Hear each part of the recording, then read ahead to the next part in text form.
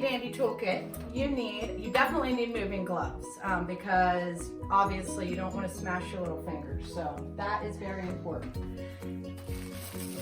Another thing is when you're moving, you're cleaning at the same time. So Windex cleans everything, in my opinion. So I always have Windex and paper towels so that I can wipe down, you know, frames and all sorts of dusty stuff. Tape, tons of tape, and you want to get a good tape dispenser. You do not want one of these little ones. I do have one right here that is an extra because you always need extra tape, but these ones, in my opinion, are not that great. This right here is amazing. Okay, markers, tons of markers because you're going to need to label the boxes.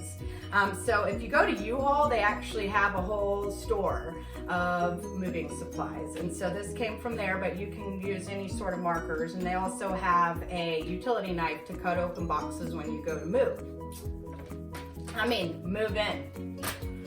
Okay, so something that is pretty cool are these moving labels, and so they have something that we have are moving labels. These things, you snap them right onto the side of the box, and they have dining room, kitchen, family room, storage, all sorts of different labels in here in case you don't want to write it by hand.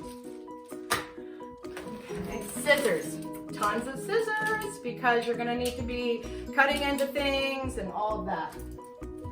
Okay, plastic wrap. So this wrap thing right here, this is really good for big pieces of furniture. So you, if you want a greener option, you can do something like this.